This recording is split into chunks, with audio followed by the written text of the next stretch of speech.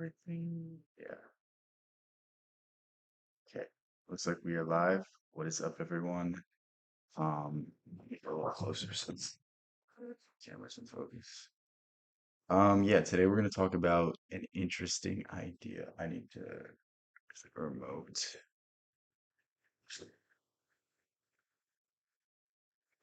Okay. The changing colors like messing up with the lighting. So, um, I gotta put it. I think it's. I'm not worried. Today we're gonna talk about Alan Watts versus Carl Jung. And the reason we're talking about Alan Watts versus Carl Jung is they had two vastly different approaches to what it means to find yourself.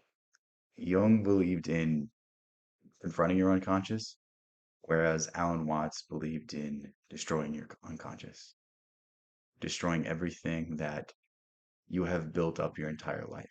And this is very much an Eastern versus Western mindset where the Eastern philosophies are seeking a meditation, they're seeking a newness, they're not accepting the things of this world, whereas Jung is confronting everything. And you'll kind of see the difference and you'll kind of understand where they're coming from. And Jung talked about this. He said that for a Westerner, it's very difficult to meditate. So it's going to be very difficult to get the effects of meditation.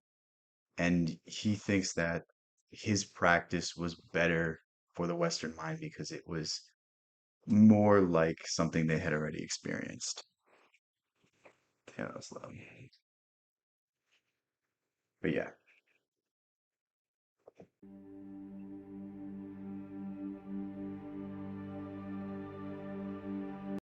okay. The art of meditation is a way of getting into touch with reality. And the reason for it is that most civilized people are out of touch with reality. That's a very interesting quote, and we'll break it down real quick. The art of meditation is a way of getting into touch with reality. What is he saying? He's saying that we are oftentimes so distracted with the world around us that we forget what's really important. Think about your day today. Were you focused on the good things in your life? Were you focused on the blessings you have? Or were you worried about X amount of problems that are troubling you right now? And that's really what he's saying. It's we get so worked up, we get so up in arms, we drive ourselves crazy through our thoughts, and meditation, slowing it down, is the only way to make sense of this.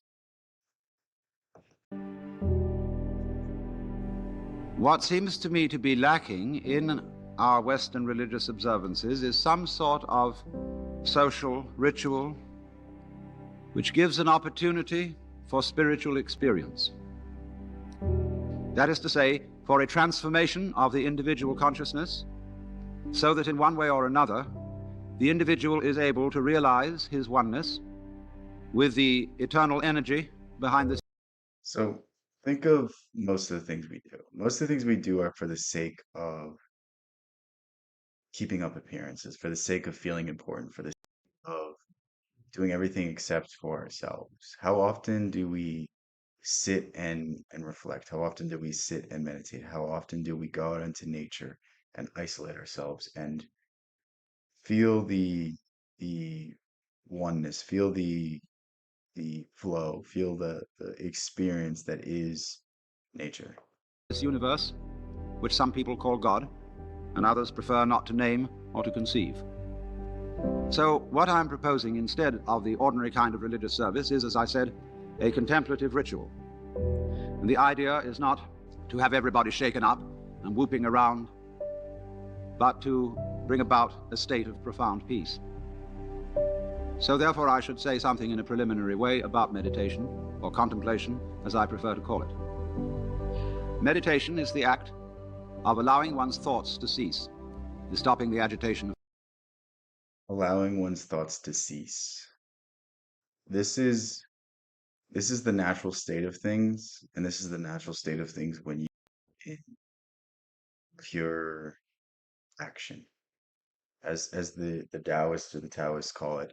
wu wei, no action. It's the idea that you're doing something and you're so lost in it that your mind ceases to work. Think of the habit, the activity, the hobby that you do that you lose track of time doing. Everything else seems to fall to the background. Everything else is no longer in front of you. And this is what he's talking about. It's the ceasing of thought. It's the ability to recognize that there's something else, the ability to go into the individual, go into yourself and find more. Of thinking. Thinking is talking to yourself. Think of it like a factory reset.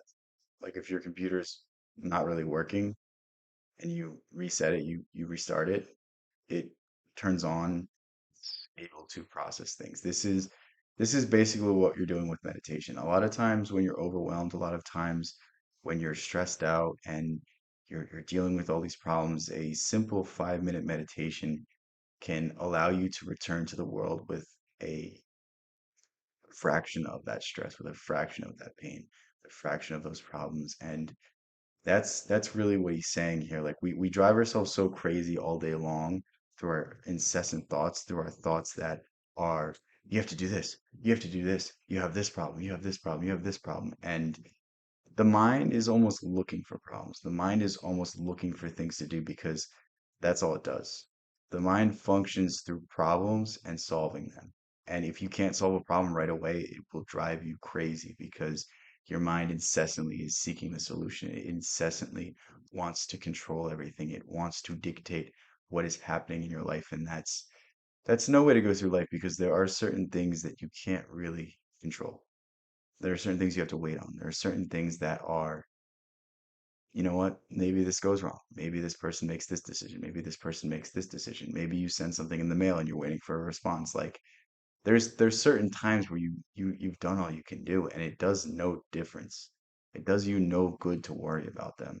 Alan Watts did something interesting about what was the quote? It was something about the idea of like no matter how much we worry about our problems, they'll always stay the same. No matter how much we focus on them, they are still the same problems. And it's like that's something that should really strike you because whatever it is, why are you going to make it worse? Whatever it is, why are you going to build it up in your head? Why are you going to stress out about it? Like it's already a problem. You're developing it even more the more you worry about it, the more you stress out about it, the more you allow it to ruin other facets of your life. Like think of how many relationships that have been broken up because people take their work home. Think of how many relationships have been broken up because people take their own struggles and bring that into the relationship. It's like, let the problems stop when you're not doing anything. Let the problems stop when you're not working on them anymore. Now, if I talk all the time, I don't hear what anyone else has to say. Consequently, if I talk to myself all the time, I don't have anything to think about except thoughts. I don't have anything to think about except thoughts. Now, if that isn't a powerful idea, what he's saying here is so interesting. What he's saying here is that there's something that exists beyond the mind. There's a consciousness. There's a self. There's something greater, and this is really where creativity springs out from. If you want to understand creativity, then you have to understand boredom. You have to understand meditation. You have to understand all of these practices and begin to embrace them. Begin to embrace them as sources of power. There is no interval between thoughts during which I can come into touch with reality, that is to say, the world which thoughts represent, as words represent events, or as money represents wealth. And so if I'm never silent in my head, I'm living in a world of total abstraction, divorced from reality altogether. Reality itself is neither mental nor spiritual, nor any concept that we can have of it. Reality is simply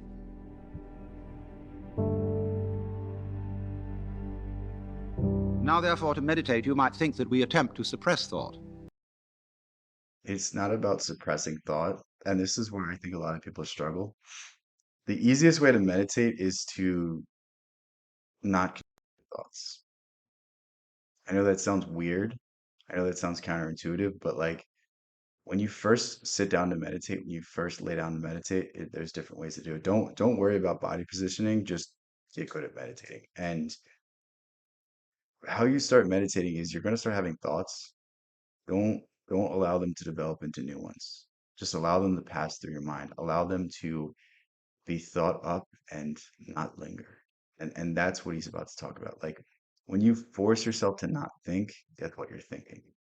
It's the idea of being passive. It's the idea of giving way to something greater, giving way, allowing yourself to let go of control, allowing yourself to allow the relaxation to happen.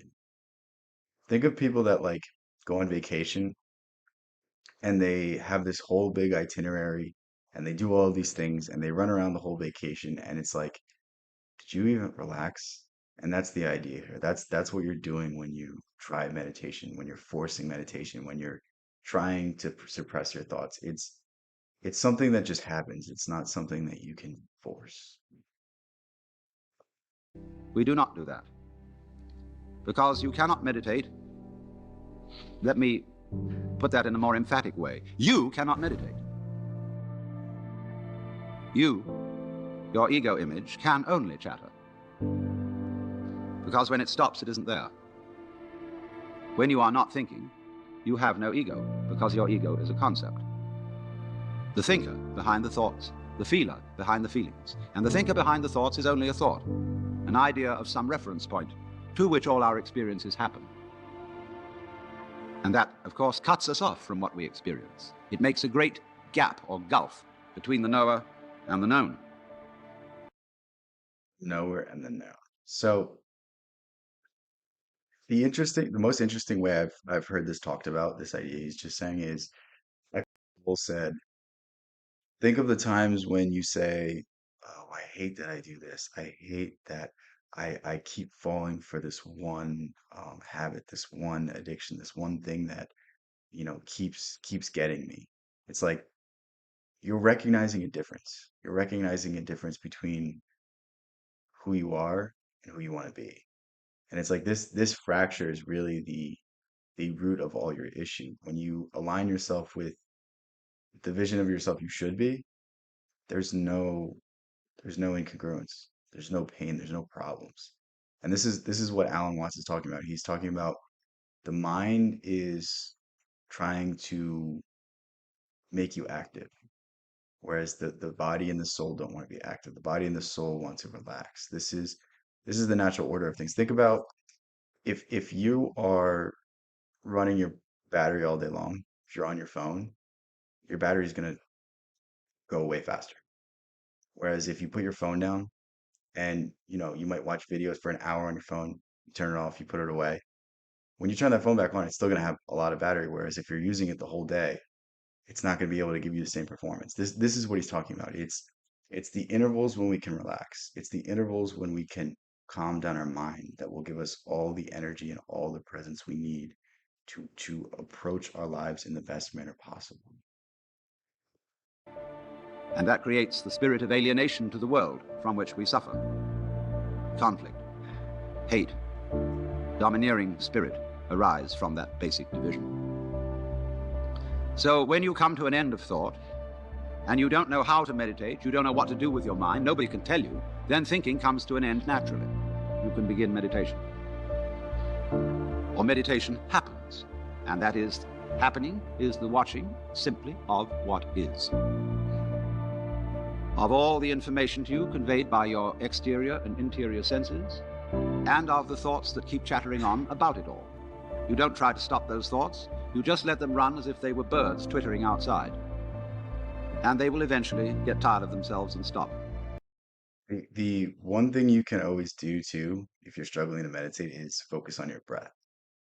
That's really the key of it all. The breath is the start of everything. If you can slow your breath down, you can slow your mind down. Think of like if you're hyperventilating, your body has a response to it. Your body feels the stress hormones. Your body can spring into the fight or flight simply by the amount of short, fast, rapid breaths you're doing. It's the same thing with calming it down. Like breath work is really the start of all meditation. But don't worry about whether they do or don't. Just simply watch whatever it is that you are feeling, thinking, experiencing, and that's it. Watch it. And don't go out of your way to put any names on it. That's really what meditation is. And you see, you're not expecting any result. You are in meditation in an eternal present. You're not doing it to improve yourself. You found you can't do that. Your ego can't possibly improve you because it's what's in need of improvement. Your ego can't let go of itself because it is a complex called clinging to oneself. All your ego is, this is how I like to define it, is who society tells you you are, who the world tells you you are, all the things that self-define yourself with. So your position, your level of success, your confidence, all of these things are given to you by the world, and these are only a fraction of what we actually are. We all have aspects of ourselves that we never show. We all have parts of ourselves that we have never let um, be seen in the world. And this is what he's talking about. He's talking about the difference between yourself and your ego. Well, let me pull the chat over real quick. I can't see all of it from where it is. Can you please explain in detail and see simple and in detail what meditation is? Meditation is just the ceasing of all thoughts.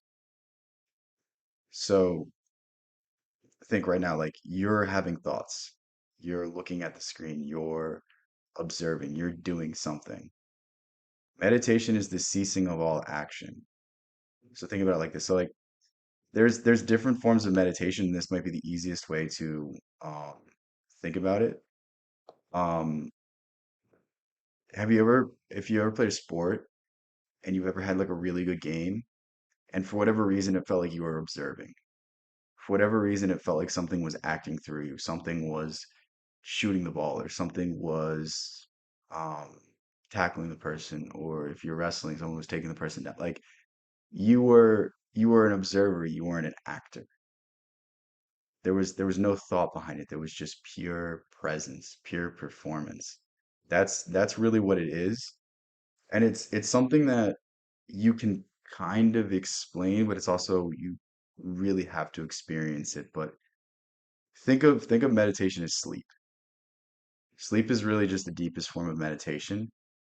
And I mean, even in sleep, you're thinking somewhat, but it's just pure presence, pure awareness. Colors get brighter, sounds get more present, more aware, and through this experience, you can kind of reset what it is that you're thinking about. We all have so many negative thought patterns. We all have so many loops and things that we constantly fall victim to, and it's our ability to meditate and start out new, meditate and shift ourselves to a new perspective that I think is the most powerful aspect of it. Did that make any sense, or do you want me to explain it a different way? That's what it is by definition. So it's just something that evaporates when it is understood that it is unable to achieve a transformation of consciousness, mystical experience, the vivid sense of union of individual and cosmos. So one of the easiest ways to enter into the state of meditation. Observing the thinking is meditation. There's different types of meditation, there's different forms of meditation. Just anytime you have heightened awareness, you're in like a meditative state. So like there's forms of meditation that's like walking meditation. That's the most fun because you're like active, you're moving, your body is flowing and you're forgetting about the world and you're looking at nature. Like that's why people love hiking. There's thrill seeking. Thrill seeking is somewhat a form of meditation because it heightens your awareness. There's shamanic, the chanting meditation. There's normal meditation. There's breath work. There's exposure meditation, like what's that guy's name? Wim Hof, stuff like that. Anything where you become more aware of your surroundings, anything that you kind of can observe at a deeper level, that is like a meditative like state. Is therefore listening to what is, using the sense of sound. When you listen to sound, you listen to it, just the random sounds, that are going on in the room, in the street, as if you were listening to music, without trying to identify its source, name it, or put any label on it at all. Just enjoy whatever sound may be going on. Just listen. Now we can go on from that listening to making sound ourselves and also listening to it. And instead of There's a Zen story where this monk is asking his master what is nirvana? What is enlightenment? And the master says, "Do you hear the river?" And the monk sits there and he begins to try to pay attention. He begins to try to hear it. And he eventually almost gives up and begins to just cease to try. And then he hears it. And then he hears the river. And then he has his first inklings of what enlightenment is. It's pure presence, it's pure awareness. It's slowing everything down so you can experience everything. It's understanding that the way we perceive the world through our thoughts, through our normal modes of function are not quite perfect. And there's always something more, there's always something beyond. And the more we focus on one thing, the more we lose track of everything. How to listen like this? When I listen to something, my brain starts thinking. Don't don't worry about thoughts. I know that sounds counterintuitive.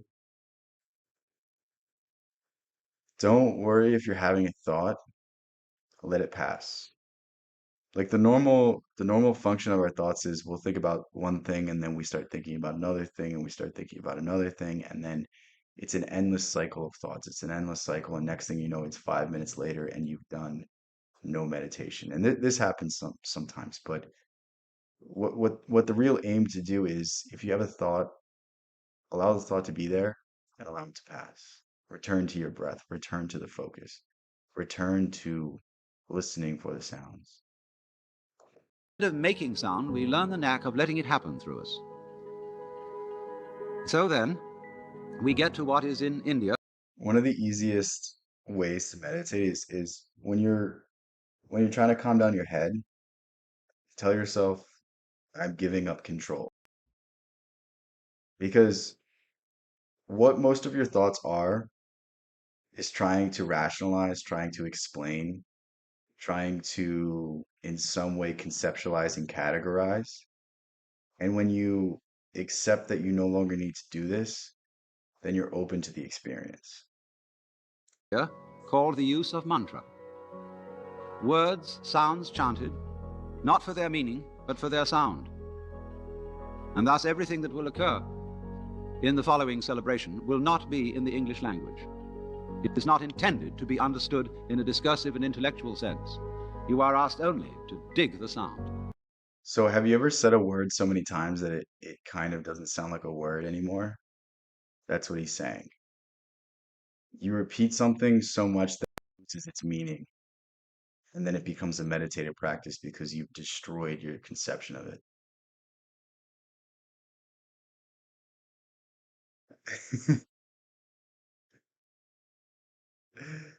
Joey, I love how many stories there are. I can't remember. There was another story where someone was like, "What is enlightenment?" And the master said, "Dumpling." It's so funny. And I use the word dig advisedly because it means something a little more than appreciate. It means enter into, penetrate, get right to the bottom of. Because when you are listening to sound, and when you're letting sound hum through you, this is one of the most obvious manifestations of the energy of the universe. So it's not just about sound. When you let things happen, that's pure consciousness. That's pure meditation. That's really the thought that you should have. And I think a lot of people mess up the idea of meditation because they restrict it to purely sit down, close your eyes, focus on your breathing. You can be in a meditative state by mere chance. You can be in a meditative state, you can go into a trance, you can completely blank out just because. And it's like you can even live in a meditative state. This is what we see through all the gurus. This is what we see through all the so-called enlightened people. They existed in enlightened states. And I suggest that churches get rid of their pews where everybody is herded in like cattle to look at the backs of each other's necks, and that they spread their floor with rugs and cushions, and that they have something in which people can approach an ineffable, that means beyond words, spiritual experience, and not be told and forced into a particular pattern of thinking, of mentation. So you see, for that reason, I have only given the slightest suggestion of how one uses these mantra or the silence for meditation. My You all friend, have I'm your from the own way of US. doing things like that. What about you? Um, so what he said is very important. Breaking the patterns. That's all meditation is. Breaking the patterns of being who you are. Breaking the loops of your thoughts, breaking your conception of yourself, getting beyond your ego. And it all comes from breaking the thought. It all comes from destroying the incessant, I have to do this. I have to do that. I have this problem. I need to worry about this. It's all through this. What's up, Enviromad? Good.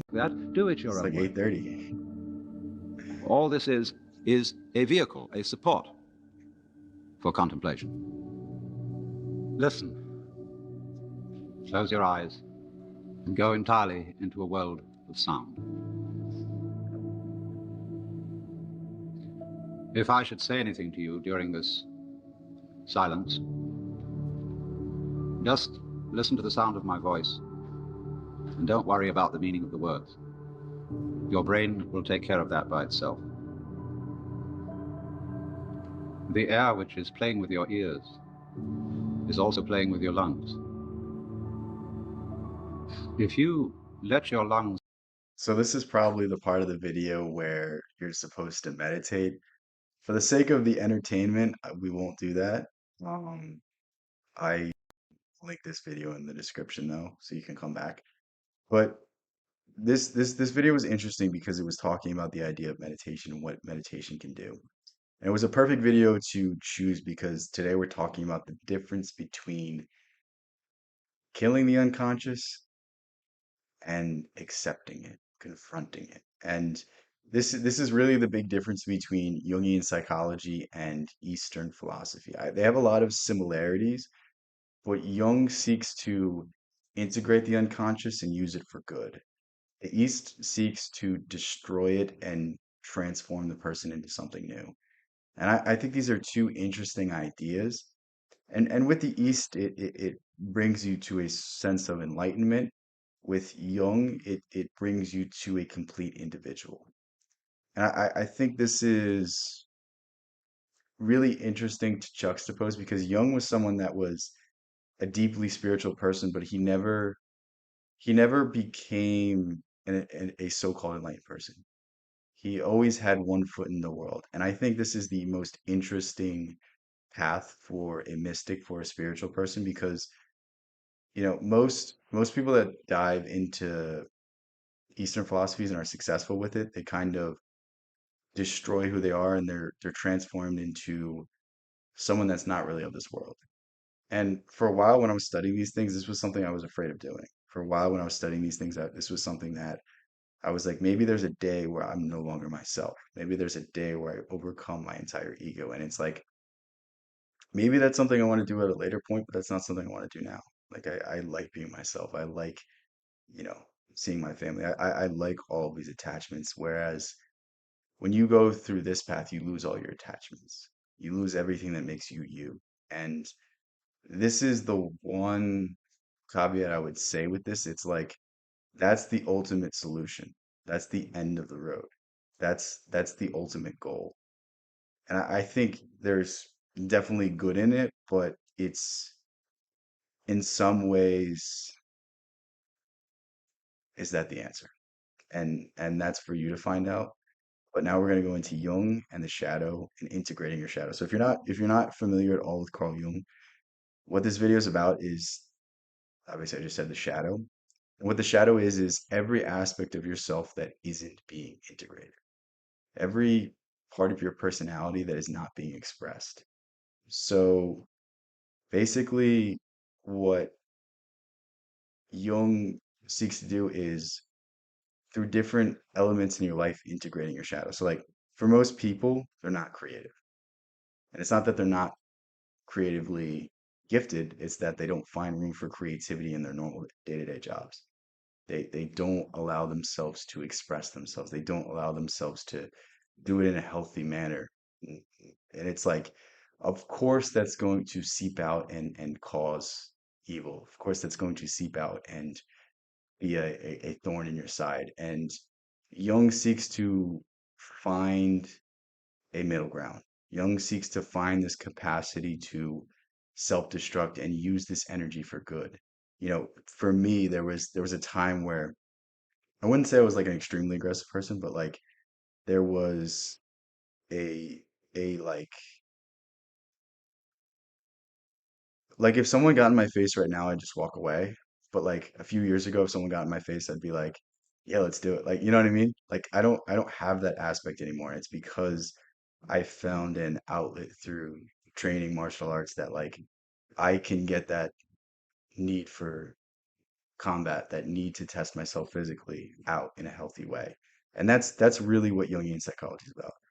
West, ego required, East, be egoless. Yeah, yeah. And it's interesting. I think there's merits in both. I think there's interesting elements of both, and I think they're both going to give you a good outcome. I would say I use both methods. I meditate every single day, but I also analyze my dreams in a Jungian sense. So, you know, creating a sense of fullness. Yes, exactly. In every story, there is a hero and a villain. In your story, you're both.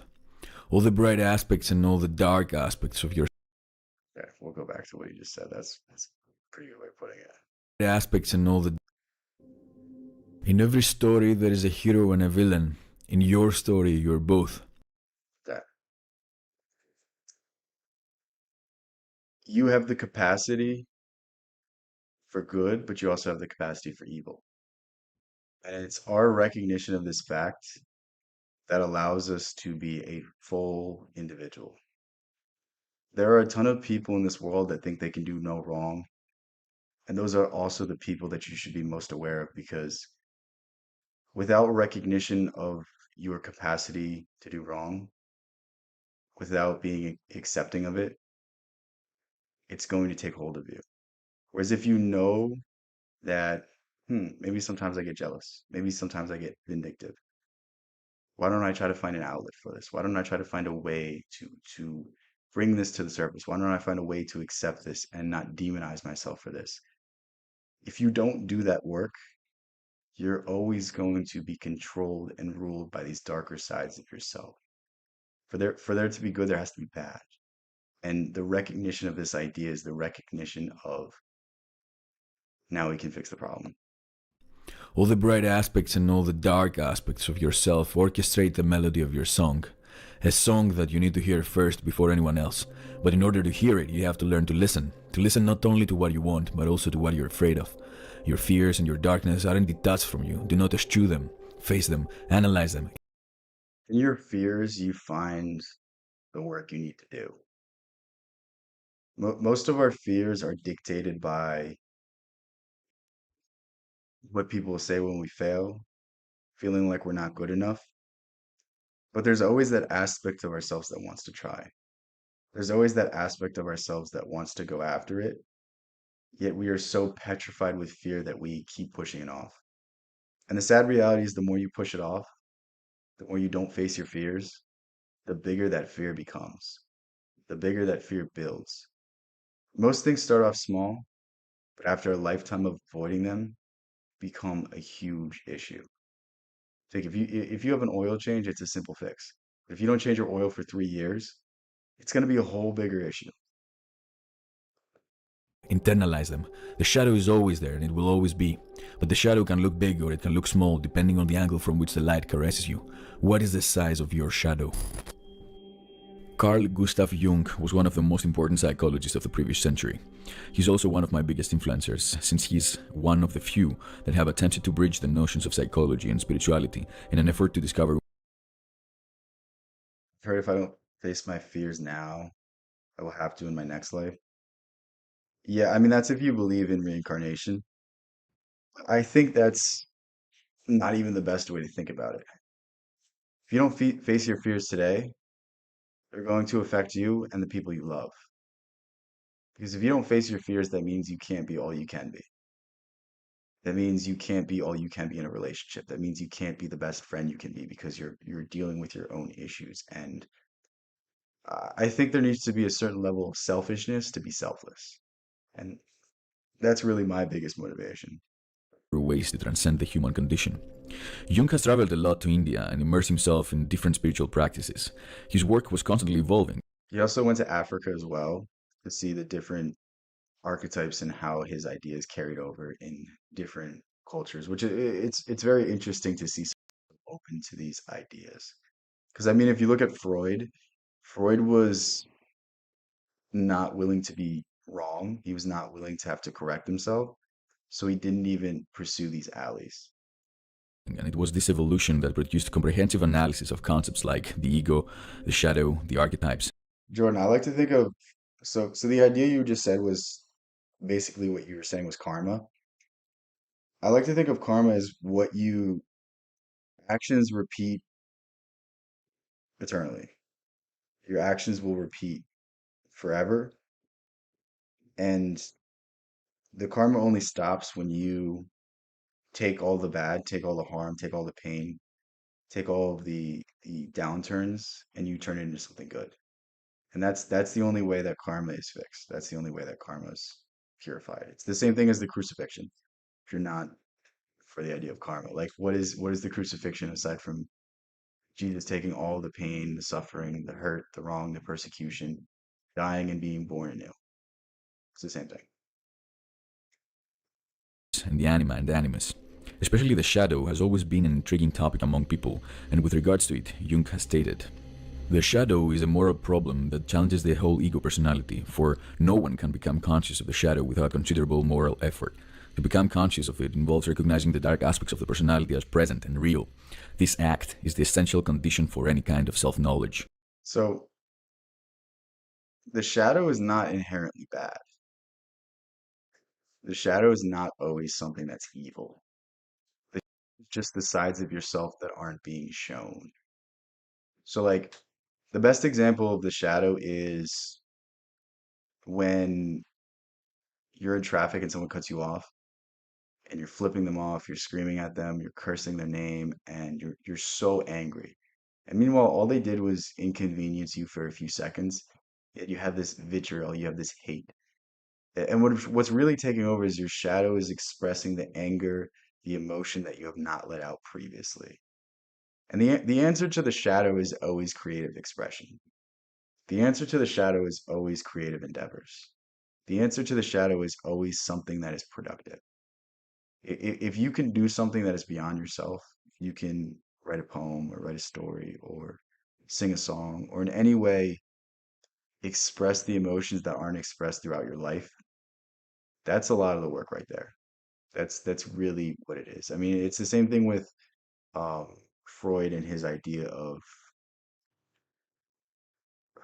what was it? It was libido. Yeah, that's what it is. So Freud's idea of libido wasn't just a sexual urge. It wasn't a motivation like that. It also had a somewhat a will to power element to it where the libido sought out respect. The libido sought out the praise of others. And if you don't find creative expression, it's going to solely focus on sexual gratification, solely focus on sexual fulfillment. This is why we see so many young men like stuck in the cycles of addiction. Say what? The use of the word shadow wasn't chosen unintentionally. Jung was always good at portraying complex ideas in an assimilable visual manner. He used mental imagery in order to create anchors with concepts already familiar to human cognition. The shadow is dark and elusive. It is impossible to catch. Its size can alter depending on your position in space, and is ubiquitous whenever light is present. Ergo, one can form a somewhat basic understanding of the concept without the need to delve into arcane terms. So Freud had a similar idea to the shadow. I don't remember what it's called, but basically Freud said this, I think, best. He said that every poet, every great author Every great philosopher understood this shadow, understood that we all wear masks in society, and who we are behind the mask is much more important than who the mask is. And the more we show of ourselves behind the mask, the more authentic and the more happy we can live. Another crucial thing to ponder is that the shadow itself, due to the darkness that it forms, and due to the distance that it creates from the physical body of a person, becomes something not so many people are eager to confront. And this is one of the major ideas associated with the Jungian shadow. So he's not talking about where the shadow comes from. The shadow comes from conformity. The shadow comes from fear. The shadow comes from fear of not being, fear of, maybe when you were younger, you raised your hand and the teacher said, no, that's the wrong answer, and everyone laughed at you. And now you're afraid of public speaking. That's what the shadow is. The shadow is things that we've dealt with in the past, things that we have learned to curtail about our own behavior that are begging to get out to the surface, and they will only come out to the surface when we lose control, when we lose control of our emotions, when we snap, when we can no longer wear the mask, where someone says something and it sets us off, and we just boom. That's the idea of like when your true feelings come out. We all know stories of people that get drunk and then they start saying crazy things. And what that is the shadow slips. The shadow comes out and possesses the individual. The shadow comes out and says everything that person wished they could say, but they were so afraid to say it that it took them getting drunk to let it loose. Although we usually see the shadow as an integral part of our existence, most of us are willfully blind to this existence. Our dark side is concealed or camouflaged in a painful attempt to protect an image that fits the narrative that we decide to espouse. Through social conditioning, we come to construct a facade that can keep the substrate of our constructed identity stable so that we can keep feeling safe. Safety, however, is ill-defined in that space we inhabit. Yes, yeah, that's a great way to put it. Our defensive programming from past experience. Perfect way to say it. It doesn't even have to be defensive programming. It could just be like inherent fears, like just things that we're not sure about, things that we've always wanted to do, but we don't do it for one reason or the other. Just general anxiety could be it as well. So How can one feel safe when there is so much unknown territory out there that can at any given point in time convulse the foundations of our fragile constitution? A person is as free as their mind allows, and if the mind creates barriers between the reality of the person and the reality of the rest of the world, delusion and neurosis could take over. When you see people operate in a state of enforced ignorance that attempts to preserve a certain status quo, then the shadow can only grow bigger. Enforced ignorance entitles the shadow to take over since the individual is incapable of controlling it because he or she is not even aware of its existence. We can't control what we don't understand. Every we can't control what we don't understand. Before we can fix a problem, we must identify it. aspect of one's unconscious identity that cannot metamorphose into conscious judgment will perpetually impede one's progress, for it's creating a fantastic world that cannot synchronize with the frequencies of the real world. In such a landscape, the real world, or at least whatever we can understand of it, becomes an egotistical battleground that leads to collision and madness. That is not how our perception should meet. The world should be a forum for dialogue.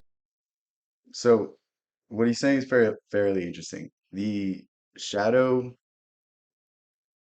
is our true self trying, our true character trying to show itself. So there's an authentic you, who you really are, and there's the you that you show to the world. And the difference between that is the shadow. And if you don't deal with the shadow in a healthy way, if you don't integrate it in a healthy way, if you don't find yourself through healthy means, you're going to find yourself through unhealthy means. This is why people turn to alcohol. This is why people turn to gambling addiction, all these other types of addiction. It's all to try to find that self. It's all to try to forget about the world. It's all trying to, in some way, compensate for what you're lacking. But what you're really lacking is yourself. It's the same thing with seeking material possessions. Think of everyone that's seeking material possessions. All it is misplaced self-love. It's so ironic because like let's say you make $1 million. Let's say you got a really nice car. Let's say you got a really nice watch. You did all of that for the sake of other people valuing you so that you value yourself. Meanwhile, if you just spent the same amount of time with yourself, if you just accepted yourself, you wouldn't need a flashy car to be happy. You wouldn't need a fancy watch to be happy. And it's the never-ending cycle of us pursuing material things for spiritual fulfillment. We're seeking what we need spiritually through the material, and it'll never suffice. Dialogue and constant experimentation, where we strive to refine the moral imperatives that could alleviate our suffering. Everything beyond that should be viewed with skepticism. If that seems poignant to some people, that is clearly because the shadow element hasn't been dealt with effectively. This includes animalistic needs, primitive instincts, sexual desires, traumatic experiences, and also positive aspects of one's character that may also remain hidden in one's shadow. Regardless of the idiosyncratic nature of one's shadow, the process of assimilation has always been universal, and it is represented by the following sequence. Evidently, So I don't know what he's saying here, but Jung said basically Jung's answer to the shadow was individuation. That's what he called finding yourself in the world. And individuation is as simple as you going out and doing things for the sake of experimentation. Jung, he doesn't talk about archetypes in this video, but basically Jungian archetype is the image of a figure that's beyond comprehension. So like when we think of a hero, that's an archetype. We know what a hero is, but we can't quite describe it. It's just a feeling, it's just a sense. But we all have a similar definition. The trickster archetype is the most important archetype because it's the symbol of our progression. It's the symbol of our consciousness elevating to something greater. And what the trickster archetype symbolizes is the starting out of the individuation process. We're playing around with our darker sides. Think of a comedian. What a comedian does is he talks about taboo topics and he talks about them in a way that is funny. He bastardizes what our normal conceptions of wrong is, and he makes it into something positive. He makes it into something good. And this is really the start of your journey. This is really the start of finding out who you are. It's being wrong. It's being bad at something. It's being taboo. It's doing something wrong for the sake of finding right. It's the ups and downs. It's the give and take. It's the journey of self-mastery that Jung is focused on. And he has an interesting quote that says life begins at 40. Because at 40, that's the first inklings of you knowing who you are. And I think that's something that is very, very insightful because until that point, you're just kind of on autopilot. You're trying to figure things out. And it's only when we get that baseline level of experience, it's only when we failed so many times, it's only when we had so much experience that we can begin to reflect on it because prior to that, we don't have enough. I think this is one of his most interesting ideas, but what does it mean for you? What it means for you is it's an acceptance of the fact that you're not going to be good, an acceptance of the fact that you're going to face fear, you're going to face doubt, you're going to face ups and downs, you're going to be ridiculed, you're going to be mocked, you're going to be called a fool. But it's what comes out on the other side of this that is worth it. It's the enlightenment, it's the state of consciousness, it's the understanding of who you are on the other side that makes it all worth it. I don't even know if I should go through the rest of the video because the assimilation can't occur if the stages of encounter and merger don't take place first. That is certainly a heroic act, for the angst entailed in the process is immense. There's nothing scarier than facing the deepest realms of ourself, but there is also nothing more rewarding than that. Assimilation is a lengthy process that demands mainly psychotherapy, but also hours. like to identify with. That's interesting. I don't really know what that means, but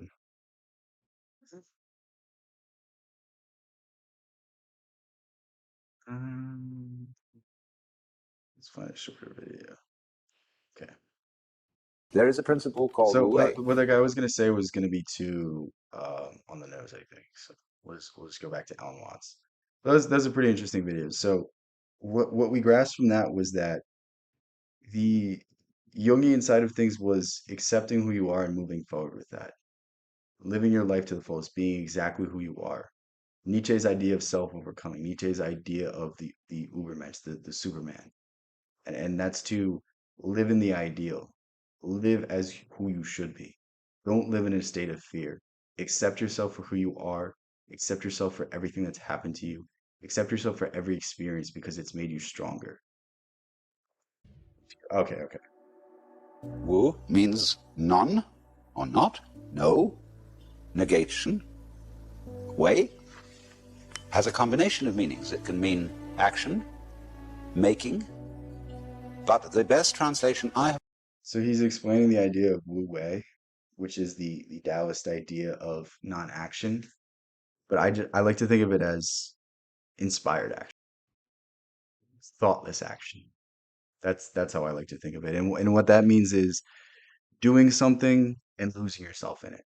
So like when I write, when I stream, when I film a video, there's nothing going on in my head right now.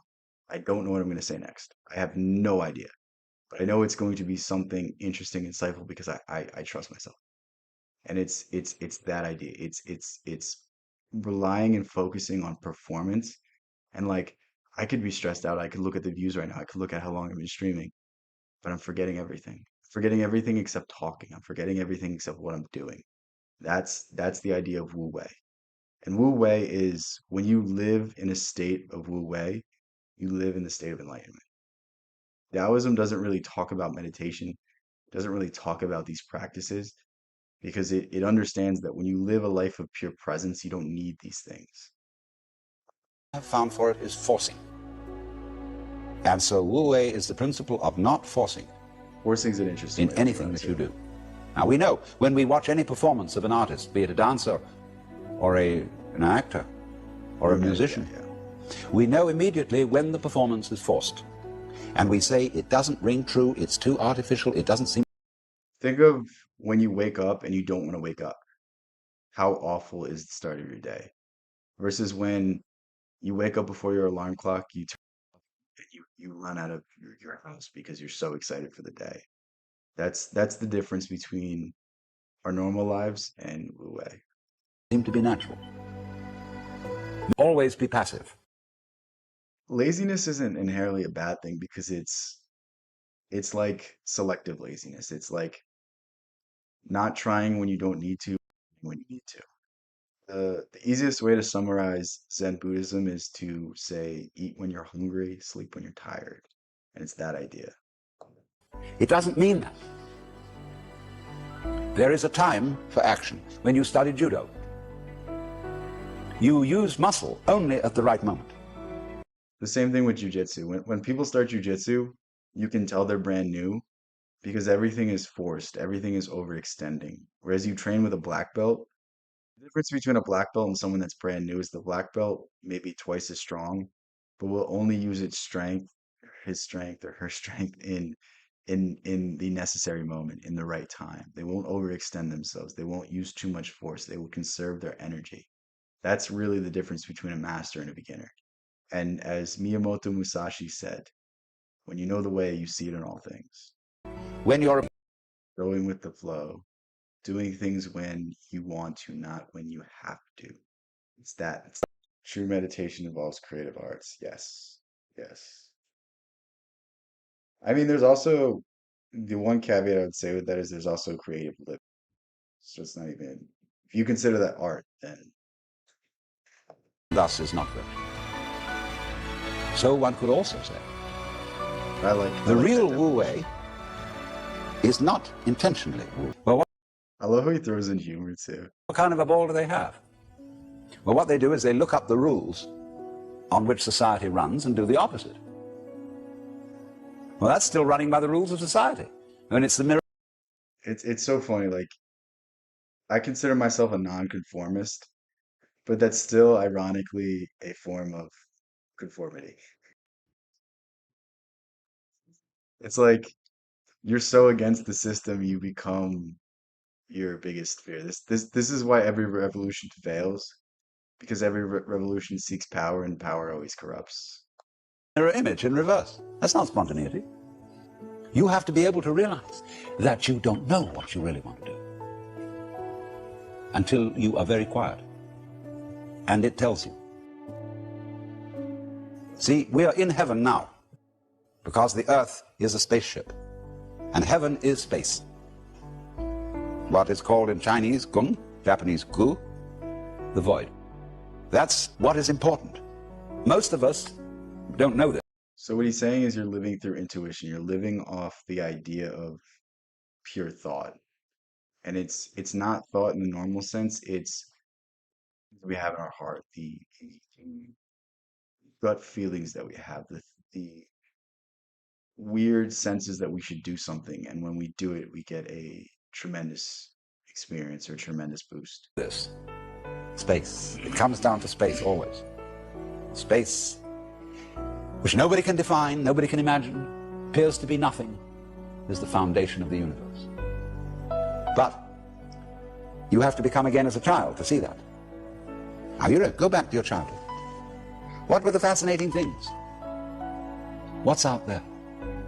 What's beyond the stars? Having like the childlike curiosity. Think of curiosity and creativity as the starting of your illumination, the starting of your elevation. When you can be creative, when you can be curious, you have the blank slate of a child. You have the ability to be free.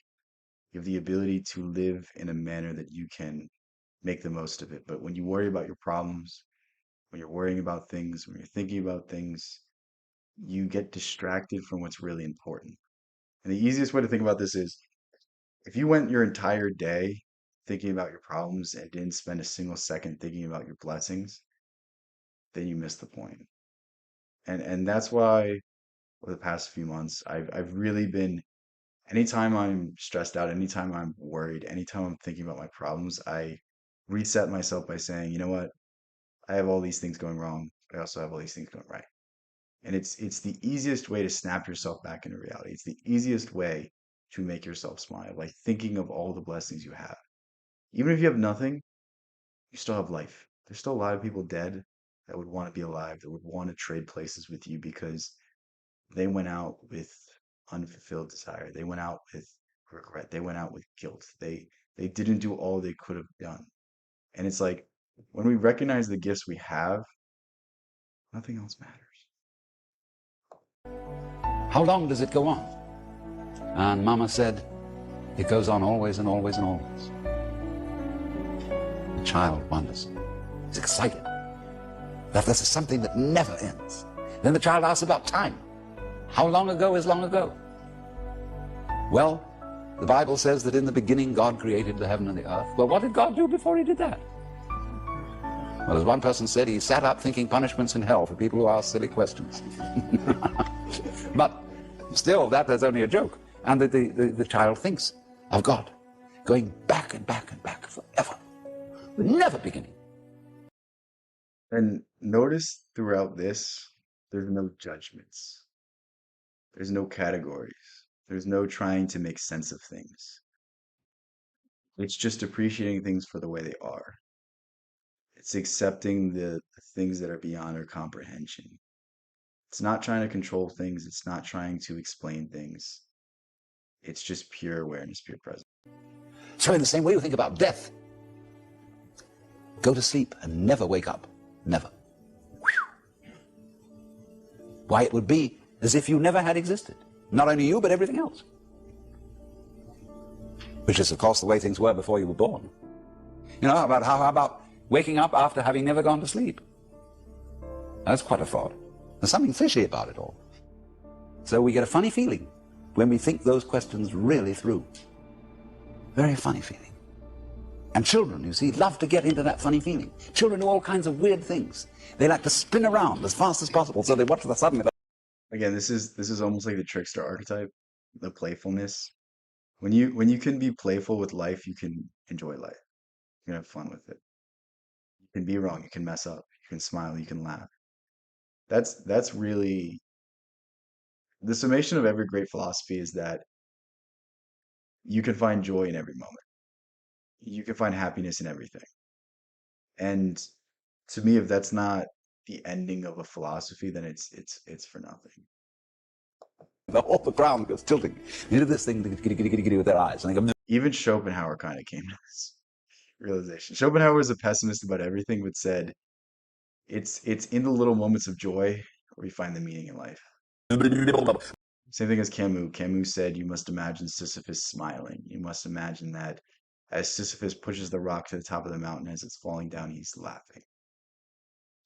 Purpose and meaning in the meaninglessness. That sounded so And weird. make faces and test out their bodies in all sorts of funny ways. Because they know from the beginning that the world is weird. It's a strange thing. Because everybody knows what it's all about. Try to think of an average day. Try to think of an average person. Try to think of an average sunset. There's no such thing as order, really chaos. Suffering is resistance to what is, yes. Only they won't admit it. Being brought up is being taught not to admit it. Because you know very well what's going on. But in order to find out once more as an adult, you have to become again as a child. So what does that involve? It means, ladies and gentlemen, would you please check your eyes? This is why the final version of Nietzsche's Zarathustra is a child. Because that's the ultimate end state. A childlike happy state. I mean, have you ever, obviously there's like unhappy children, they cry for 5 minutes and then they're happy again. But think of a child running around outside, having the best time of their life purely through their imagination. That's this idea. It's the childlike curiosity that gives us all the joy we need. Ideas and opinions at the door. First of all your philosophical and religious views, all your logic. Because I say check it at the door advisedly, because you can pick it up again when you go out if you feel unsafe without it. I'm not trying to argue you out of your opinions and views. I'm merely suggesting that for the sake of an experiment, you temporarily suspend them and view what is as if you didn't even know how to talk. Red is not red, blue is not blue. The moment you try to define a rose, it ceases to become one. The moment you try to explain what it is that makes it beautiful, it no longer is. The moment we try to explain things, the moment we try to categorize things and use language to describe them is the moment they become lesser. Why do you think people want to experience love for themselves instead of reading Romeo and Juliet? It's because even the greatest recreation of love can never suffice. Hard is not hard, soft is not soft. Male is not male, female is not female. There is just this jazz. It will not be possible to compel yourselves into this way of looking at things, because what Buddhists call habit energy is going on. And as I talk to you, you will find yourselves thinking in a compulsive and habitual way, this is red, this is green, this is something, this is nothing, this is solid, this is space. All right, but treat those thoughts that are going on in your head in exactly the same way as if they were, see? That's all they are. Like shapes in the spray as the sea breaks on the rocks. Now, please don't get agitated that this is an anti-intellectual point of view, that this is undermining the value of logic and reason and so on. That we'll bring all that back later when we need it. But just for the time being, let's simplify. So, again, he's basically talking about meditation. He's basically talking about ceasing to control ceasing to try to make order of things. This is how our minds are trained from birth, and it's probably why there's so many neurotic people. It's probably why there's so many people that are failing to be happy because they're trying to make sense of something that's beyond comprehension. And it's really as simple as giving up. It's really as simple as smiling at the surprise. Because the whole point of life is to take the good and the bad, is to experience everything because everything is necessary. Without your downturns, your upturns aren't good. Khalil Gibran said it best: every sorrow deepens your joy. Every time you fail, every time you fall short, it means that when you finally succeed, it'll be worth that much more. Close your eyes. Listen. What do you really and truly, honestly, hear? It was a pretty video. Let's see if we can find another one.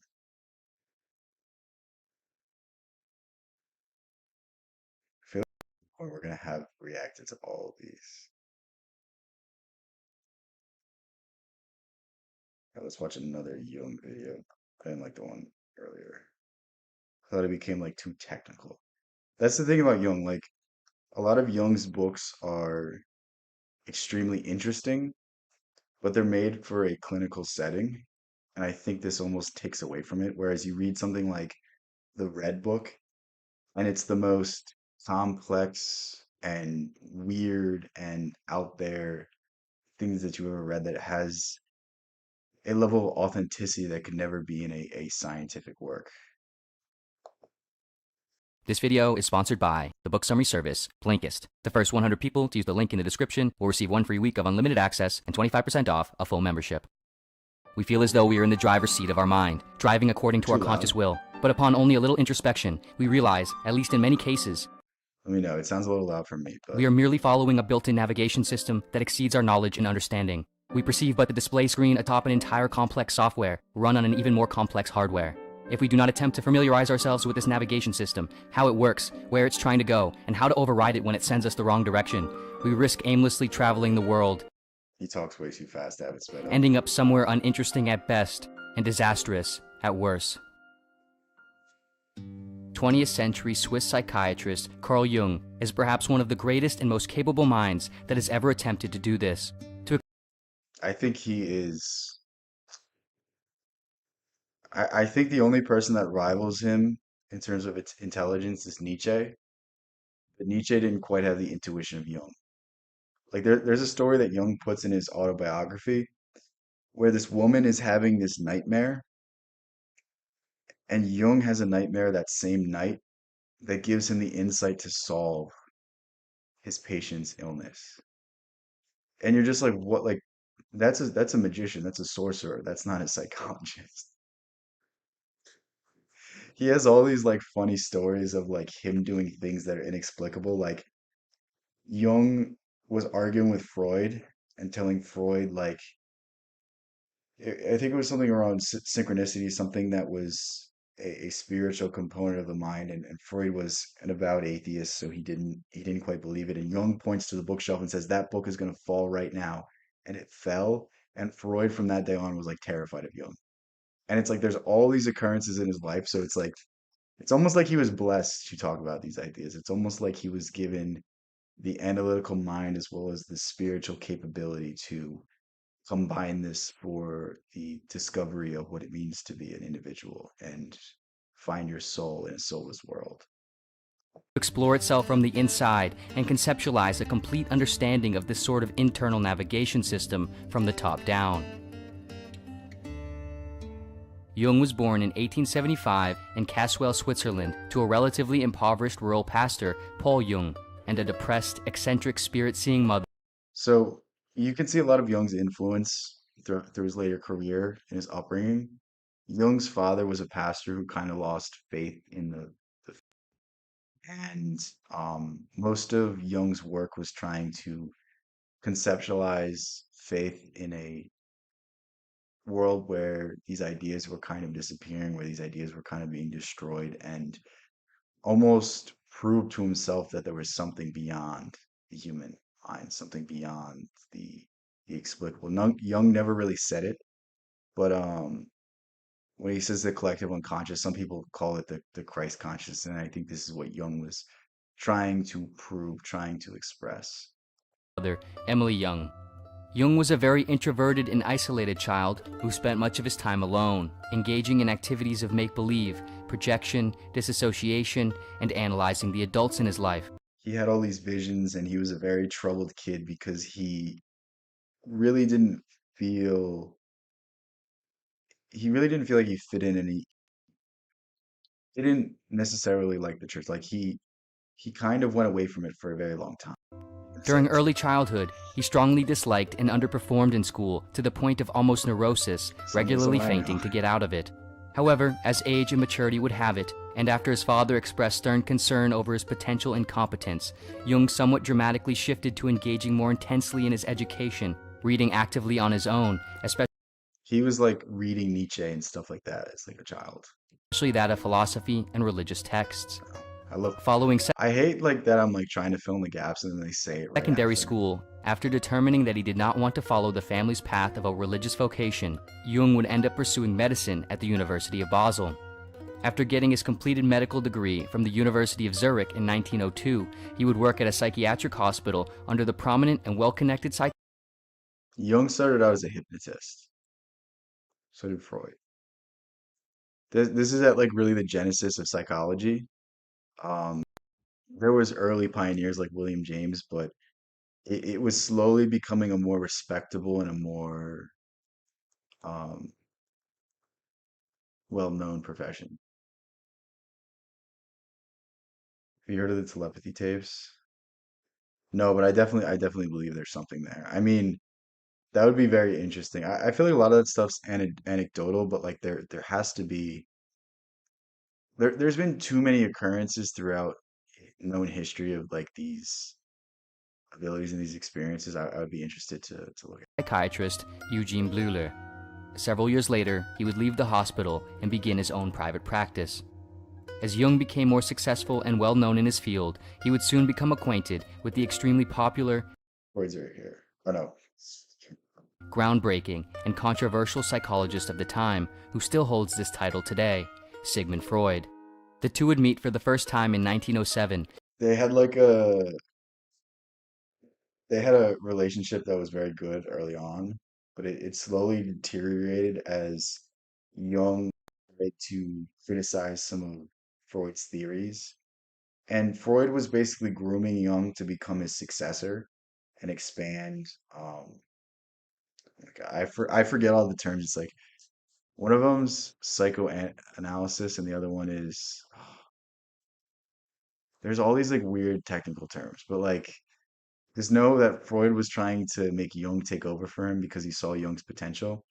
But Jung basically wanted to go on his own and explore other interesting ideas. There's a really funny story of Jung basically saying that this schizophrenic woman, in some way, her delusions were related to her condition. And if he could understand the delusions and piece together what she was trying to say, he could cure her schizophrenia. And Freud goes to Jung, he's like, that's an interesting theory. But do you really want to spend that much time with such a disgusting woman?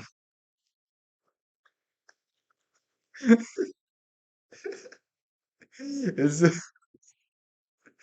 I was reading that and I just laughed out loud so hard because like here it is like two of the most respected people in the field like and this is the discussion they're having about their patients. Upon which they would talk for around 13 hours straight. This would quickly develop into a strong friendship and professional association. They traveled the world and lectured together, analyzed each other's dreams, and discussed various aspects of their Freud tried to analyze Jung's dreams and like really couldn't do it. Like there was a dream where there was like a skull or something in it. Freud interpreted it that Jung wanted to take Freud's position. And after that, he was always skeptical of Jung. He always thought that Jung was coming for his title of the well-respected guy. psychological studies and theories. However, Freud, being of a much greater professional stature at the time, as well as being substantially older than Jung, created a dynamic in the friendship that was much more like a father-son or teacher-pupil relationship. This would unfortunately pose problems as Jung's career advanced and began to encroach on Freud's. So while they were also analyzing their dreams, like Jung was trying to do dream analysis on Freud, and Freud um, basically Jung asked for more information, and Freud refused to give him more information because he believed it would in some way criticize his reputation, in some way destroy his professional standing, and he was more willing to be neurotic than to forego any of his fame. Your mate is paranoid skits. Yeah, dude, I really feel bad for those people. It's a rough way. It sucks too because there's not really anything you can do about it.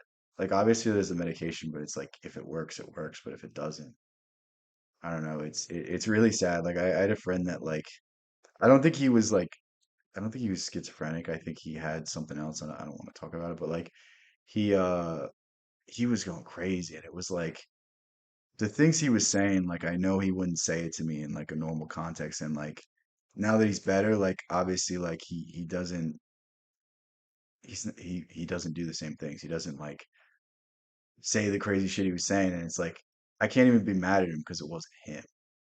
Like it was a completely different person. It was like someone that was confused and scared and didn't know what was happening, and it's just scary, man. I never really dealt with anything of that level. Like you always deal with people that are a little unhinged, but like it's a whole new level when it's like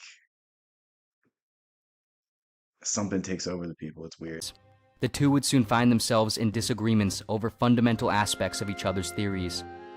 Ultimately, these disagreements, Jung's tendency toward a somewhat mystical consideration of the human mind, as opposed to Freud's more scientific, reductionist approach, the nature of their father-son relationship, and Jung's desire for professional independence, all caused the two to split their friendship off in 19... It split when I think it was this book. Let me look at it real quick. When was this published? Yeah, it was this book. When Jung published this book, I don't know exactly what he opposed Freud in this because I haven't read this one yet. This is one of the only ones I haven't read. And it was this that caused the split. 1913. Following and as a consequence of this breakup, from around 1913 to 1918, Jung experienced a sort of midlife psychological breakdown. This is where the Red Book came from. If you haven't read the Red Book and you're familiar with Jung's ideas, you're really doing yourself a disservice because that is one of the most interesting things you'll ever. It's it legit reads like something Crowley would write, but it's Jung. And it's he says it himself. To an outside observer, this would seem like pure madness, but all of my works of genius are attributed to this period.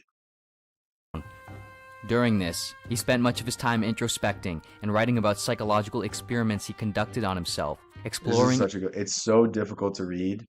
I would not read it if you're not good at poetry, if you're not good at symbols. Don't read it, and especially don't read it if you're new to Jung. But once you get your bearings, once you get your feet underneath you, I would suggest perhaps reading this first, Psychology and Alchemy. This will teach you about a lot of the symbols that he talks about, as well as archetypes archetypes of the collective unconscious. I have it somewhere around here. I don't know where. Here it is. Read this book as well, and then I think you'll be pretty good to pick it up. into the recesses of his unconscious. This period of transition, independence, and psychological turbulence would ultimately concretize his views of the mind and his career as an independent theorist of psychology. Put simply, the primary objective of Jung's career was to understand the nature of the psyche and then develop theories and methods to aid in the integration of all its components so to create a Jung sought to understand the soul. I think a lot of Jung's work is spiritual. It was understanding the role of the more fantastic elements of humanity and integrating those aspects into our lives because he saw the dullness and the monotony and the lack of purpose and meaning that was in everyday life. singular, unified state of wholeness. In this context, the psyche You're a listener, you can't take info by reading. That's interesting. What, so what, you just listen to audiobooks? I can gain a lot from listening to audiobooks. I can read so fast that it's much easier for me to read. And I also have the ability to like, it's not with everything, but sometimes I can like remember where in a book something is. I can like remember reading the exact sentence. I can remember reading the exact quote. So like that makes it really easy for me to retain stuff through reading. But that's interesting. I never really heard anyone that is much better at listening. here simply refers to the complete personality of the individual, including feelings, thoughts, and behaviors, the combination of the unconscious and conscious mind, Love the audiobooks. continuous striving toward integrating the What psyche kind of audiobooks do you listen to? through a process of self-realization When I listen to audiobooks, I can't listen to philosophy. It's too boring. I can only read philosophy.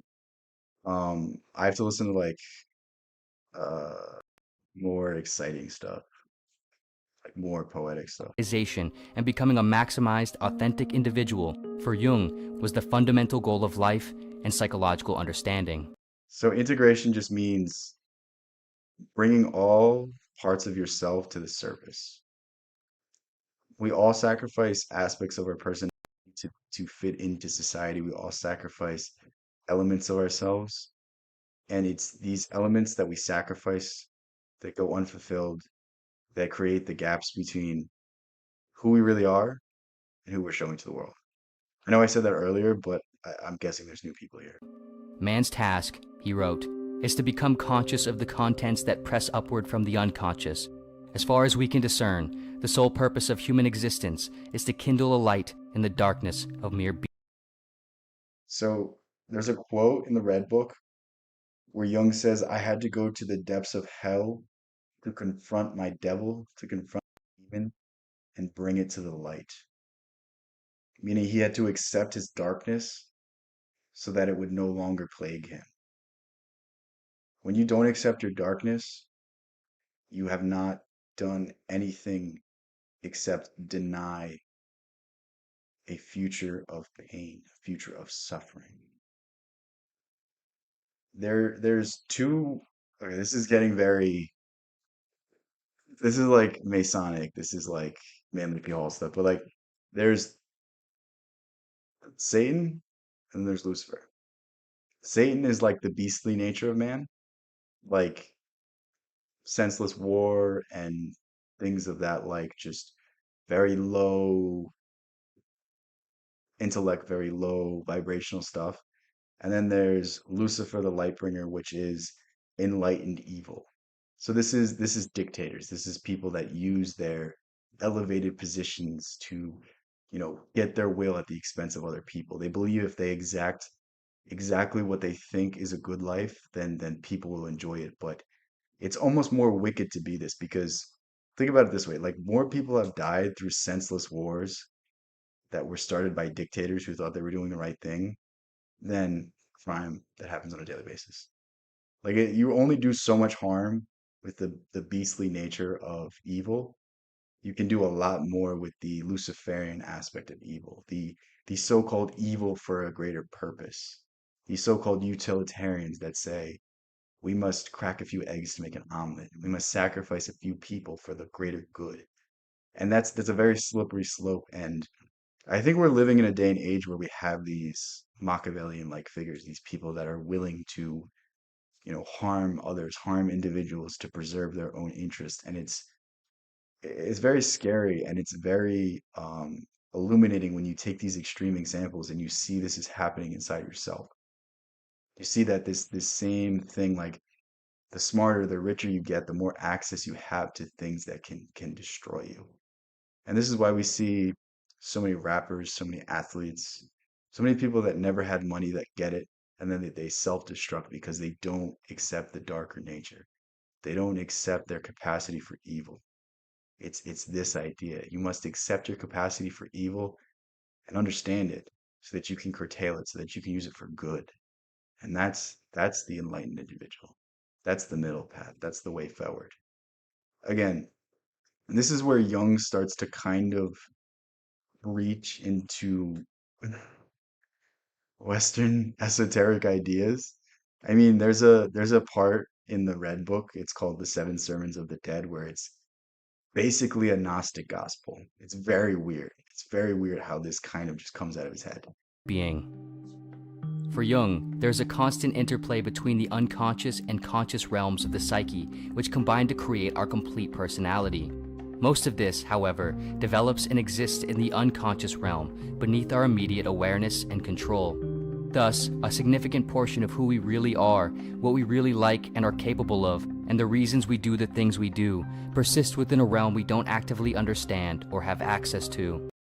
So what this means is, I used this example earlier when we use it again because I didn't use it in this context, but let's say you were a kid and you raised your hand and you gave an answer to the class and everyone laughed at you. You might be afraid of public speaking now and don't even remember that experience. That's the unconscious affecting your conscious. That's you being ruled by something you can't even remember. There's a lot of reasons why a memory will become unconscious. Most of the time, it's because we simply don't need it. So, like every single conversation that's ever been had around you is locked somewhere in your unconscious, but because you don't need it, it's just stored as data that you will never remember. But it might affect you in some way. It might affect your experience in some way, but for the most part, the information just goes in and out, and it's somewhere beyond our comprehension. It's somewhere beyond what we can understand. And other times it's repression. Other times it's a memory so evil that we don't want to remember it. Other times it's like a fractured state where like we repress this memory because it's so damaging. And this is really where the most dangerous aspects of our personality hide. This is really where our most dangerous experiences hide. And until we confront these ideas, until we confront these memories, we can never quite get to the bottom of it. Like to this day, I still struggle with accepting compliments because when I was younger, like my dad would yell at me like no matter what. Like no matter how good I did, no matter how good I did on a test, like he was like, "Why didn't you do this? Why didn't you do that?" And like me as a kid not realizing that like he saw my potential, me as a kid thinking that like I needed to be better, I always could improve, I could always do more. That like internalized and made it so like whenever someone compliments me, I said, "Well, I didn't do this, I didn't do that." And it's like until I started understanding that like that's where this derives from, I couldn't begin to fix this insecurity. I couldn't begin to fix this idea that I was never good enough. And it's like when you understand where these issues come from, then you can understand why you feel this way. If you understand why you feel a way, it kind of just resolves itself. And so, in order to come into a more authentic and complete state of being, the individual must attempt to make this portion of the psyche conscious by tapping into it and integrating it into the whole of their awareness. Jung would call this process individuation. In order to better understand this, it is important to understand Jung's model of the psyche, which he divided, starting with the broader dimensions, into consciousness, personal unconsciousness, and collective unconsciousness. Collective unconsciousness is like archetypes. So like think of a hero, think of a villain, think of a trickster, joke. Like we all know what those images are. We can all explain the characteristics of those things.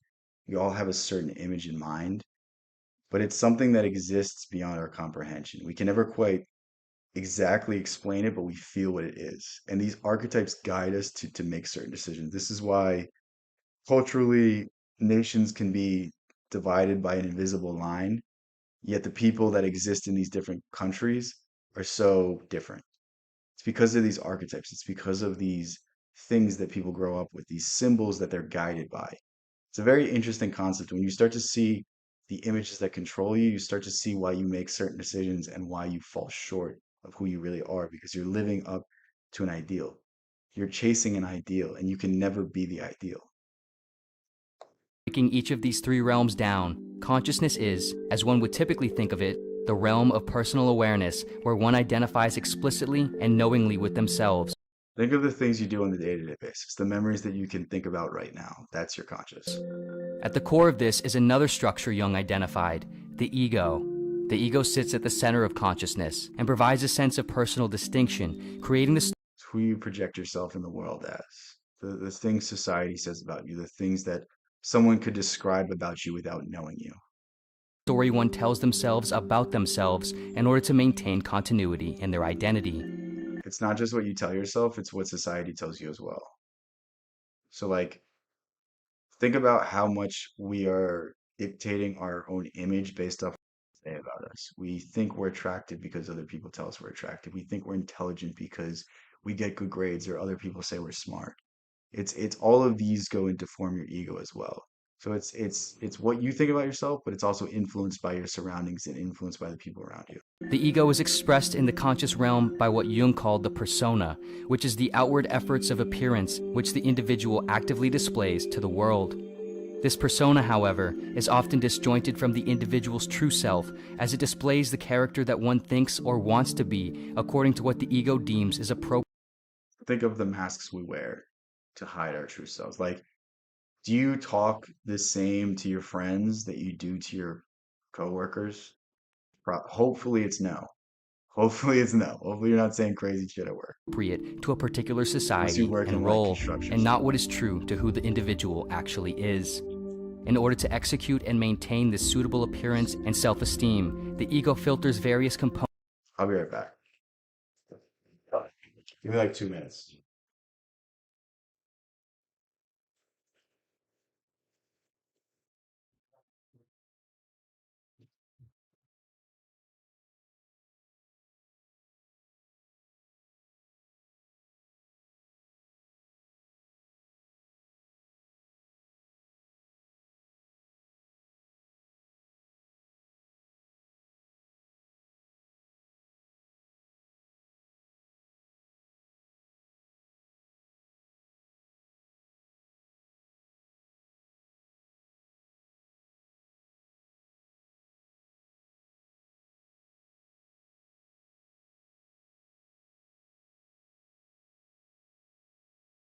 All right, I'm back.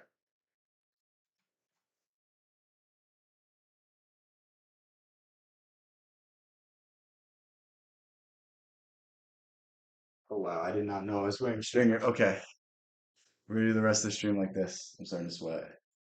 Wow.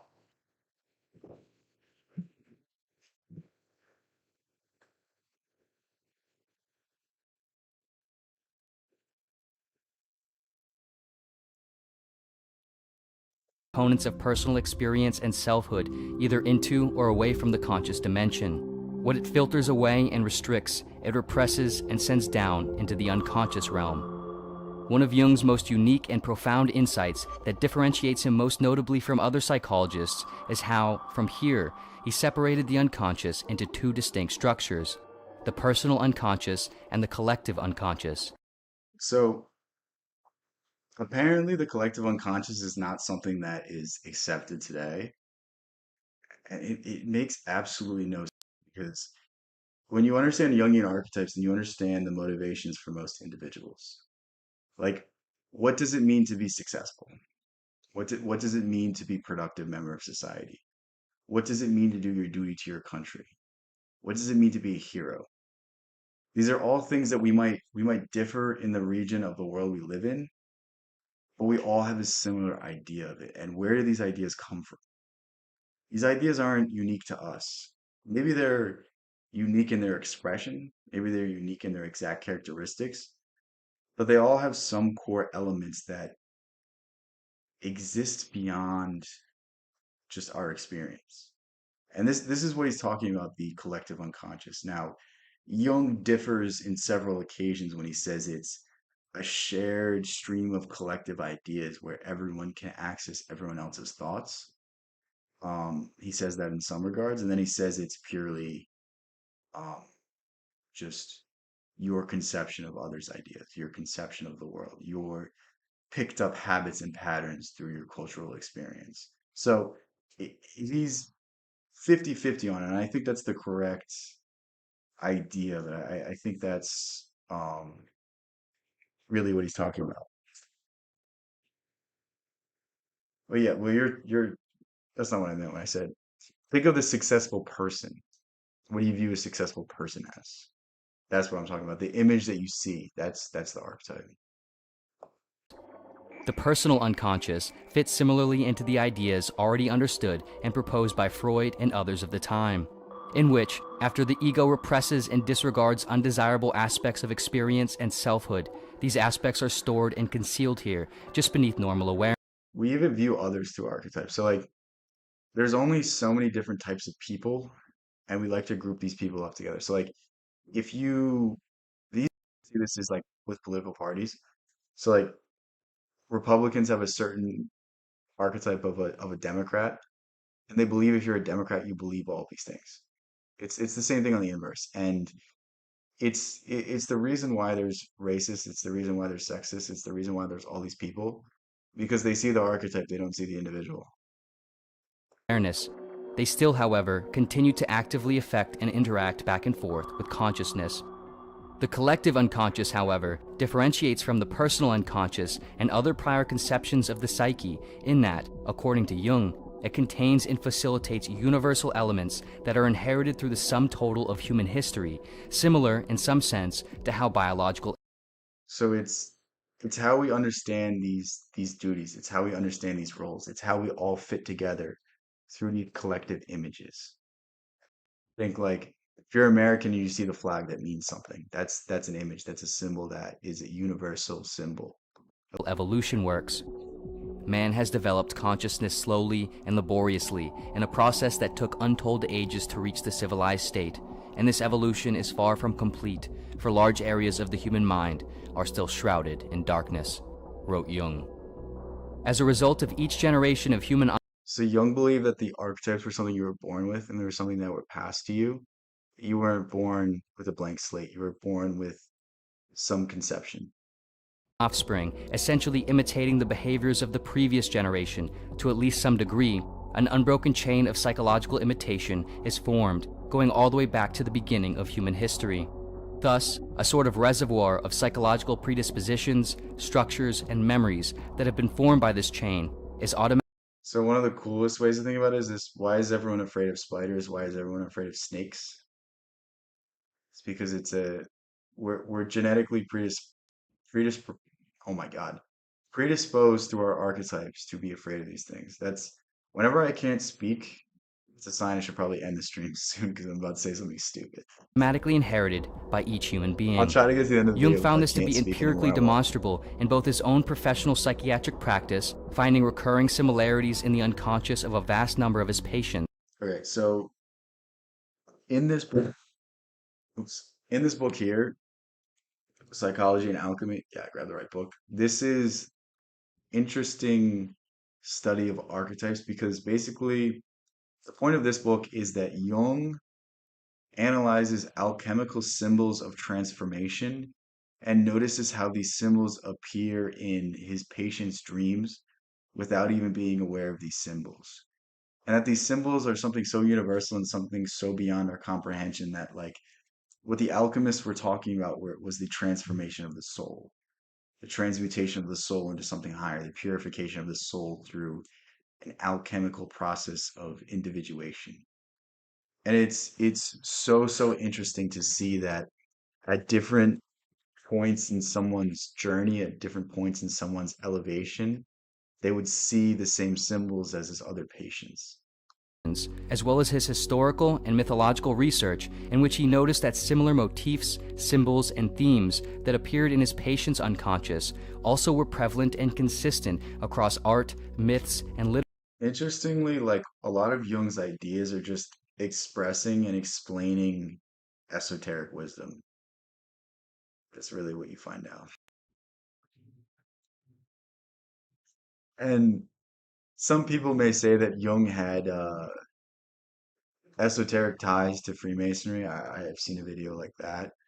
Um, I think Jung just stumbled upon these things and stumbled upon a greater truth that is hidden within all these mystery schools. The process of elevating the soul into something higher, the process of purifying the individual. Literature within different cultures of different times, even though these cultures often never even encountered one another. In Jung's view, these shared motifs, symbols, and themes were expressions of the various psychic structures consistent across humanity, which he called archetypes. These archetypes, in Jung's model of the psyche, essentially form the basis of the individual's personality by predisposing specific cognitive tendencies. Within the combined So they guide our interpretations, they guide our experiences, they shape how we view the world. The easiest archetype to understand is the anima animus. So I'm assuming most guys in this chat, or most people in this chat are guys. So what you look for in a woman is formed by your mother, it's formed by your relationship to your mother, it's formed by the characteristics that she has that embody what you think a woman should be. So like we all know that guy that has the overbearing girlfriend. I promise you, if you met their mother, they're the same way. And this is where Freud's Oedipus complex shines true. I don't think Freud understood the basis of the Oedipus complex, but they're just purely archetypes. The idea of the father and killing the father is the idea that you must become better than the father. The idea of marrying the mother is that you marry a woman that is very much like your own mother, because those are the traits that you see in the other gender. Those are the traits that you see in the anima archetype. Unconscious, Jung would refer to all the repressed, denied, and unknown content which the ego does not want to Yes, identify yes, that's a with good way to put it. as the shadow. Lastly, sort of nested within the shadow is what Jung broke down into the animus and anima, which specifically referred to the suppressed feminine qualities in a male, anima. So these are the characteristics that you see in the other gender, and they're all formed by your mother. So like your relationship with your mother will form the basis of your relationships, and it's the opposite for women. So whenever you're looking for characteristics in a partner, what you're looking for is those characteristics in yourself. So like those may be characteristics that you're attracted to, but there's a weird part of yourself that wants to find it in someone else. And it's the recognition that these traits are also in you. So for me, for the longest time, like I wanted to find someone who was supportive, who was helpful, who was inspired, and really wanted to, pick me up when I felt like I failed. Wanted to give me the benefit of the doubt. Guess what? You have to give it to yourself. No one person can be responsible for your happiness except yourself, because that person is a person. They can't live up to that archetype. They can't be perfect. The archetype is a perfect image. And guess what? Nobody's perfect. No one will directly match that. And when you accept that and you understand that like the person you're looking for is merely an embodiment of those traits, they're not the sole basis for that. They're not the only one that gives that to you. You have to give that to yourself first. What they give you is in excess. Then you can be happy in a relationship. And the suppressed masculine qualities in a female, animus. According to Jung, all the aforementioned structures of the psyche work together in active circulation to ultimately form what lies at the center, the self, the combined authentic totality of the unconscious and conscious. The self is who the individual actually is, what they actually desire, what they actually like, what they are actually capable of, and so on. So in a weird way, the integrated self is a Taoist. The integrated self is someone that lives authentically in every moment, who doesn't overthink, who doesn't do anything that is against their own interests, who doesn't do anything that's against their own desires. And this is where we come full circle here. We started off the stream talking about killing the unconscious, but Jung found that you could integrate the unconscious and get to the same result. Find the same answer, find the happiness. Simply put, getting the ego and a high degree of the persona as close to this as possible is the goal of individuation and ultimately a fulfilled life. Whether it's through methods like therapy, introspection, personal development toward authenticity, or some combination, ultimately, for Jung, it is the task of the individual to determine and strive toward. So Jung's solution to this is the individuation process. Finding a way to integrate all these aspects of your unconscious, of all of these things, finding a way to live this through your current life. So like I talked earlier about the trickster archetype. I'll go over it again because I don't know if there's new people, but trying to experience new things, starting off new, playing around with things, being curious, just discovering different aspects of yourself that you didn't know were there, and then running with it. And think of it like you pick up a new hobby, and even if you don't like it, you still learn that you didn't like it. It's that idea, and it's finding the parts of yourself that's missing, finding the aspects of your life that you haven't been developing. Something for me that I've really been working on recently is creativity, and I've never been happier. And it's like there's all these different layers of who you are that aren't being fulfilled. And the moment you start to fulfill them is the moment you start to find the happiness that you've been missing. The depressed state, the anxious state, the fearful state, all of these derive from you not being who you are. To me, all depression is, this is how I like to define it. It's who you really are is not close enough to who you're projecting yourself to be, who you're presenting yourself to be in the world, who you're actively living as. And the moment you start to align these things, the moment these things start to come closer together, you come closer to happiness, you come closer to joy. Toward this. In all cases, this sort of self-realization requires an effort of radical self-acceptance, and radical self-acceptance requires an effort of radical self-honesty. In order to actively move deep, Accepting your traits, good and bad, for what they are. Think of how many people look at aspects of themselves and they demonize them. Like for me, when I was a kid, I never really fit in. I never really quite understood like the social mechanics of things. And it's like looking back, I'm glad that happened because that makes me who I am. That gives me my weirdness. That gives me my interesting aspects. Like people that fit into me are boring because they fit in. You know what I mean? They don't say anything that pushes the envelope. They don't say anything that's funny. They don't in any way challenge the status quo. And to me, those are the most interesting elements of life. So like I love that I never fit in because it made me the weird person I am today.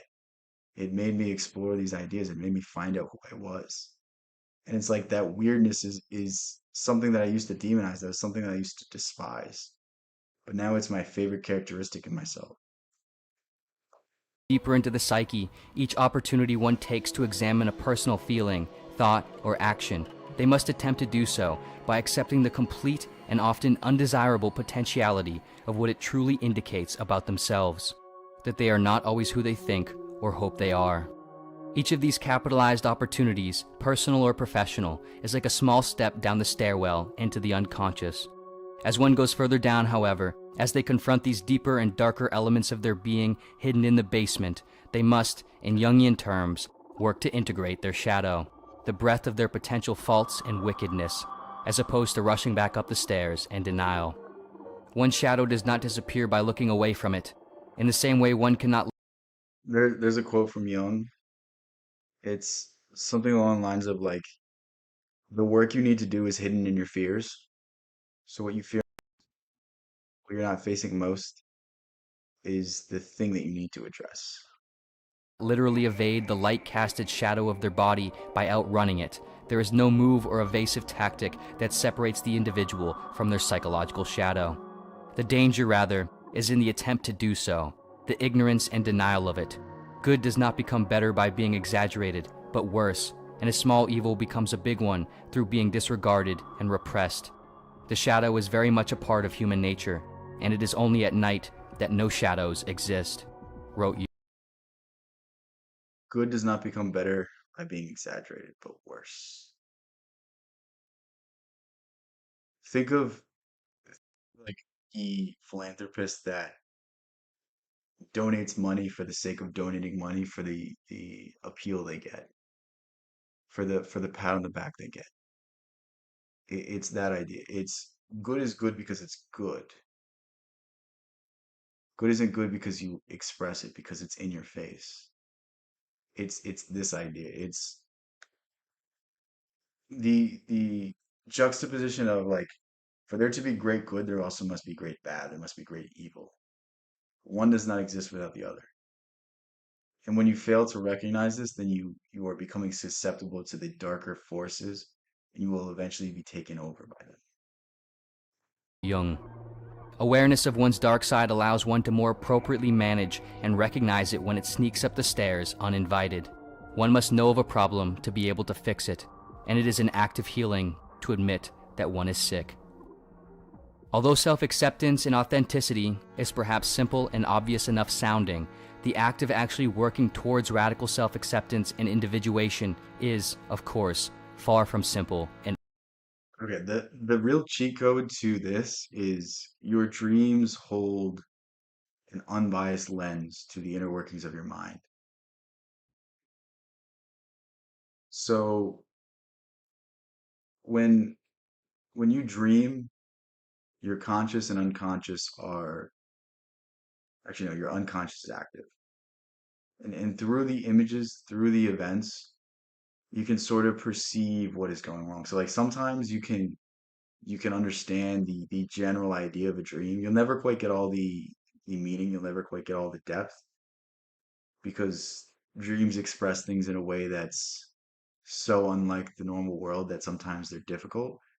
When you can get a breadcrumb from your dream, then you can have a tremendous transformation, and you can have a tremendous understanding of what it is that you need to do, of what it is that you're missing out on. And obvious. In the absolute sense, it is almost certainly impossible. In the above average sense, it is still perhaps life's greatest and most difficult endeavor. To truly and honestly accept your downfalls, weaknesses, potential evils, and shameful or unpopular interests and qualities. To admit what you see, fear, or hate in others is and could be inside of you. To admit to yourself that you are not and will never be completely who you think and want to be. That you are not as good as you had hoped. Compliments seem to And to originate in confront what your Western mind has worked a life video culture. Yeah, I mean, all compliments, well, there's there's good compliments. There's like if you tell someone you love them, that's not negative. Um, I mean, there's the argument that you shouldn't need to do this, that your presence is enough. So I get you're saying that. But I mean, think of what being a fan is. Being a fan is being envious of the person, wishing you had their life, wishing you could in some way be them, trying to experience their joy through their triumphs and get a glimpse of it, get a piece of it. Nietzsche said something along the lines of, "When you understand where fame originates from, you don't want it at all." And that's really what he's speaking to, that fame and fortune and success and all these things that garner respect is really just ego. It's really just envy. It's really just us wishing we were that person. lifetime to keep from itself is a task that literally shakes the very core of the psyche. However, it is perhaps proportionally essential for a fulfilled and complete life. Ultimately, Jung's work provides insights, theories, and methods to help the individual move through this process toward not only potentially gaining access to fixing the bugs in their navigation system, but also, in some sense, access to the controls where now they can better input the destination coordinates according to where they actually can and want to go.